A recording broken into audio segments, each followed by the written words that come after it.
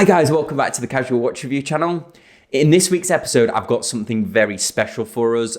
I'm very excited about this one. I'm actually wearing my Omega Speedmaster in honor. I was kindly invited to Bob's Watches, so big thanks to Josh and David who hosted me for an afternoon and let me have access to some of the fantastic stock of watches that they have. Now, if anyone's not familiar with Bob's Watches, they are a large reseller of pre-owned watches, in particular Rolex, but they also have some other watches, and it's one of those that we're going to be looking at today. Now, let's flip the camera around and get started. So this is the Ultraman. Now, it comes in this very unassuming black Omega box. This is just a simple cardboard box here. Now, it does have some weight to it, this box, so I'm going to be very careful when I open it up, but I'm excited to get this unboxed. So if we take this outer cardboard sleeve off here, it's a bit of foam, just put that to one side. Now, before we get to the main event, let's just look at what we have on this side panel here.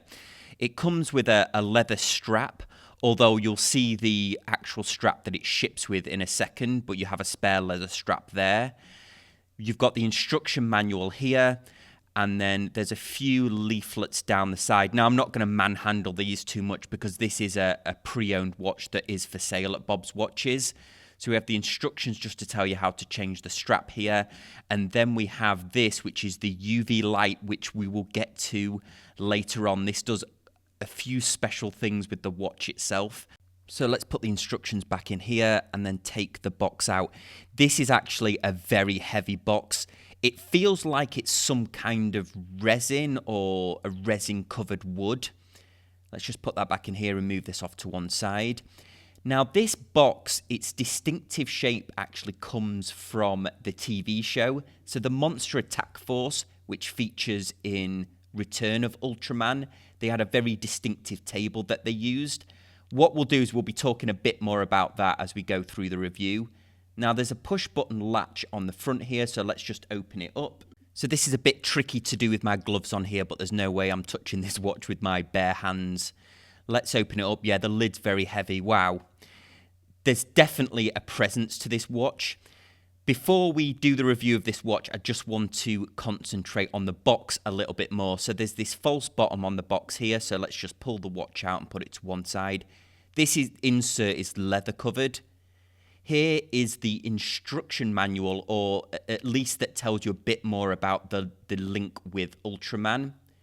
Let's open it up here. So it's got this distinctive hexagonal shape, opens up, gives you a description of the watch as well as some of the images from the TV show here. Now, the text here is English, but if you flash over the UV light, it actually also appears in Japanese, which is very clever, actually. Now, there's a quick shot of that very distinctive table that the box is named on. So let's fold that over there and put it to one side. Now, in the bottom of the box, we have a space for the leather strap, and then we have this UV torch, which is also a strap removal tool. Now, this UV torch is based on the beta capsule that they used to summon Ultraman. So let's just focus on this watch now. Here's that Bob's Watches tag. I'm a really big fan of the look of this. It's a gorgeous looking Speedmaster. It comes on this included orange NATO strap. Now, I believe this is only available on this limited edition. This comes from the line, the Speedy Tuesday line of limited editions that Omega have been creating.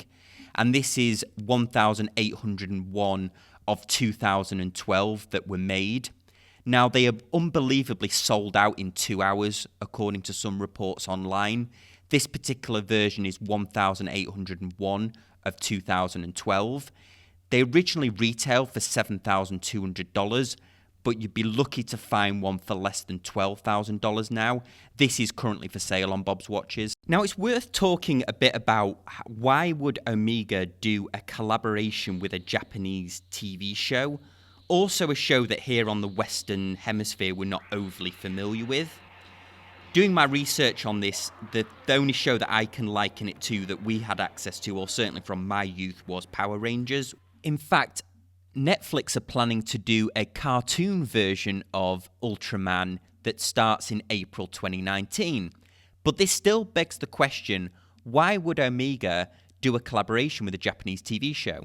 Well, Ultraman aired in 1966, its first episode, and it was based on an alien character who possesses the body of a human being. And he actually helps a team of humans who fight monsters within the TV show. So these monsters will be very familiar to you. They look very similar to Godzilla, Mothra, etc. This watch, I would say, was very much a love letter to the second series, The Return of Ultraman. This show aired in 1971, and the link here is that the Monster Attack team wore a Omega made in 1967 that had a very distinctive orange hand, which is where this watch gets its very distinctive orange hand from. Just looking at it, if you weren't a fan of Ultraman, you'd just think this looked like an ordinary Omega with a really cool orange second hand. But as we look closely on the dial, the running second hand and also the UV flashlight, these are both based on an element from the TV show called the Beta Capsule. And this is how the human Monster Attack team actually summoned Ultraman when they looked like they were in a dire situation fighting one of these monsters. The watch comes on this very distinctive NATO strap that's unique to this model. It also has like the Speedy Tuesday on the buckle. In the background here, I've got my Speedmaster, and we'll be doing a comparison later. So the model number on this Speedmaster is the very lengthy 311.12.42.30.01.001. So quite a long number there. The specs are, it's the classic Speedmaster, 42mm.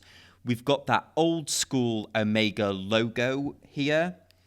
It's based on a model from 1967, and it's using the caliber 1861 movement. It has Hesalite, crystal, and 50 meters water resistance, as you'd expect from an Omega Speedmaster. Of course, it's a chronograph. I've put it here in comparison to my Speedmaster, which is a 1992 model, because the cases are very similar, except this Ultraman has the solid case back. Now, the case back has the Speedy Tuesday engraved on the back. I'm actually putting a picture up here of another viewer's watch because I don't want to take the NATO strap off this, because this is a model that is for sale at Bob's Watches. We've also got the vintage logo on the crown here as well. Overall, a really nice feeling watch. I'm a big fan of it. I love those orange accents. I love the Speedmaster in orange. Big fan of that orange second hand, makes it very distinctive. And even if you're not familiar with the Ultraman show, overall, it's a very good looking Omega Speedmaster if you can get hold of one. Now, before we end here, I have to show you the magic of this watch underneath the UV light. The UV light is included in the box, and it's also a strap adjustment tool as well, so you can take that NATO off and put the leather strap on. Here we can see that very vivid Ultraman logo that's hidden from normal sight, but when you do that UV light on it, the whole dial comes alive, the lume, the Ultraman image on here. You can also use the light on the box and on the instructions that I mentioned before. It's a really nice touch, this. It just gives that stealth kind of nod to the fans of Ultraman. So guys, that was my review of the Omega Ultraman. Now, if you're interested in this particular model, it is still currently for sale on Bob's Watches if you head over to bobswatches.com.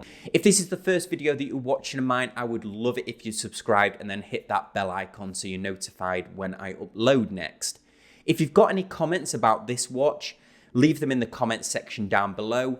Anything else, you can contact me on any of these social media links or thecasualwatchreviewer@gmail.com. As always, guys, I really appreciate you watching, and I will see you next time on the Casual Watch Review channel. Thanks, guys. Bye.